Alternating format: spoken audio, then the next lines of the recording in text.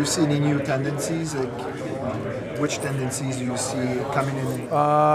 Yeah, the two things that I notice most, and I think one is a reaction to the other, seeing more and more man-on-man D-zone coverage in the league than I ever have.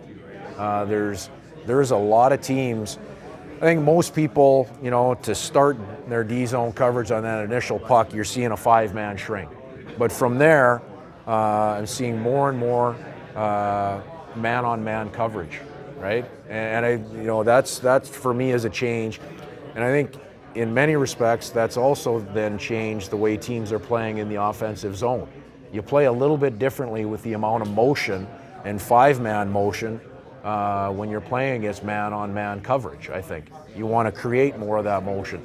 So we're seeing man-on-man coverage defensively, and I think that's creating more 5-man motion offensively in the zone. And that's pretty broad, but that's one of the big differences that I see. For sure. Teaching that more motion in the offense. Yeah. Like how much teaching at that level? Yeah. How much do you? Oh, there's a lot, and I think it's conceptual. There's different ways different language to talk about it. You might talk about, okay, these are the spots that we're filling. You know what I mean? And they're not always filled, but as as that puck comes to the scoring area, we've got this spot filled, this spot filled, this spot, you know what I mean? Yeah. And you'll see it as you go through and watch the pattern of how teams play. Yeah. You're gonna see the patterns of those concepts. It's not strictly detail like you're here, it's not that.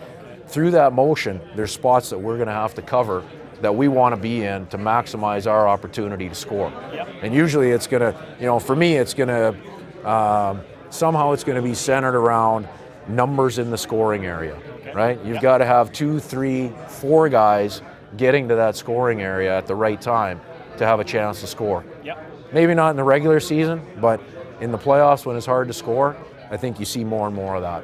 And is that more video, on ice? I think it's both. I think it's video, it's on ice, it's running through different repetitions. I think it's both. I think it's hand in hand. Yep. And it's something that, it's growing. You're going to start with a baseline, and hopefully that's going to become more natural as you go through a year.